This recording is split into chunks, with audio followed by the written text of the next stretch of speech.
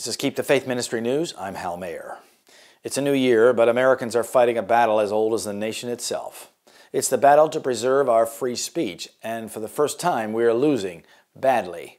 The new front lines of this fight are on social media: Facebook, Twitter, Google, Instagram, and others. 2.5 billion people use at least one of Facebook's apps, making it probably the most important social media platform. Unfortunately, its employees, from the CEO on down, don't really believe in free speech. They believe in and actually practice censorship on a scale almost unimaginable a few years ago. Facebook's embattled founder and CEO Mark Zuckerberg and its chief operating officer Sheryl Sandberg seem determined to make the situation worse. After declaring to Congress their commitment to neutrality, they made end-of-year pronouncements that both promised more censorship and appeased the far left by vowing to involve them with new products, features, and policies. Facebook is now openly antagonistic toward the right. Posts aren't just blocked by humans who decide what they do or don't like. They are blocked by computer programs designed by humans to ensure liberal sensibilities are not offended. The New York Times says the company is monitoring billions of posts per day in over 100 languages. That makes what Facebook is doing almost impossible to track, until it's too late. The Times described a global network of more than 15,000 employees assessing content based on rulebooks, more than 1,400 pages long. The rules secretly designate groups as hate organizations and are so specific they even ban certain emoji use. Hate speech mandates alone run 200 jargon-filled, head-spinning pages, wrote the Times. The result is chaos. There's no consistency in what Facebook bans or doesn't ban, except that conservatives suffer. Pro-life, pro-gun, and pro-Trump content all run afoul of Facebook's eager hate speech censors. Just days before the annual March for Life, Facebook blocked advertising for the new pro-life movie Roe v. Wade. Around the 4th of July, Facebook censored a post for hate speech.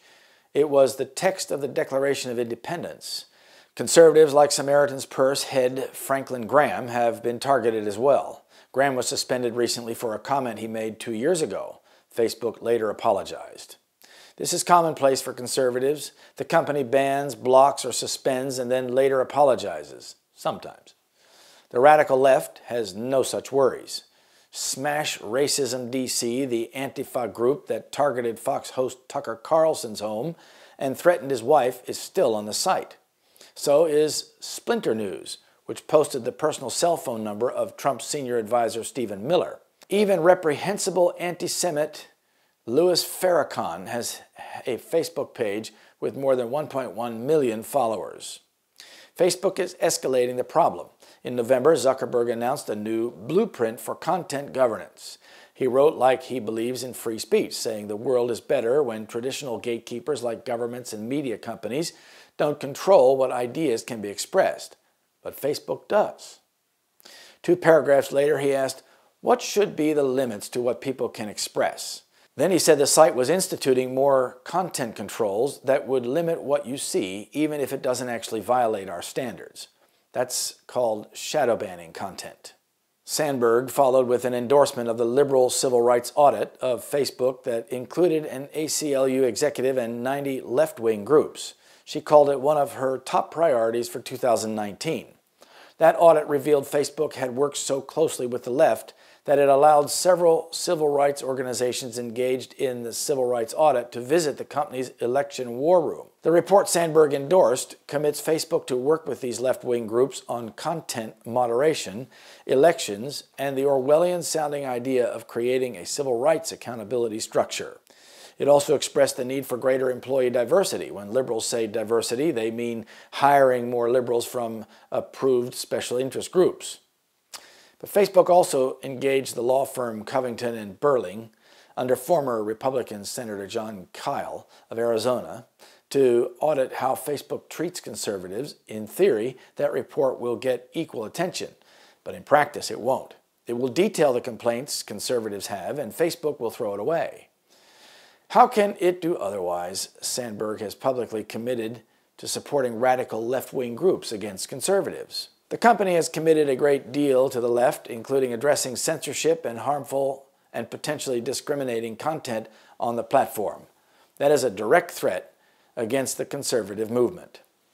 The Media Research Center, along with more than 40 other organizations and tens of millions of supporters in our Free Speech Alliance, has called for just the opposite. We put out 4 demands that should be endorsed by anyone truly committed to having a platform for all ideas, as Zuckerberg stated.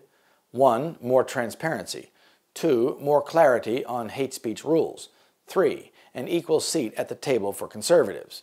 4. Embracing the First Amendment as a model for allowable speech. Those 4 demands are firmly in line with America's foundational principles of free speech. Does Facebook believe in them? Conservatives are concluding that it doesn't. According to a McLaughlin and Associates poll, 1/3 or 32% of self-described conservatives have left or are considering leaving Facebook. I was in the room when Zuckerberg told a gathering of conservative leaders that if Facebook's commitment to be the platform for all ideas was not maintained, its business plan would fail. He was right. Censorship of media content was a feature of the Dark Ages when Rome controlled the world. For instance, any book had to be vetted by the Inquisition before it was published. Today, Facebook is censoring conservative speech as a non-governmental entity. The tools that have been crafted will eventually be used to restrict the ability of God's people to present the 3 angels' messages. The stage is being set. And it was given unto him to make war with the saints and to overcome them. And power was given him over all kindreds and tongues and nations. Revelation 13, verse 7.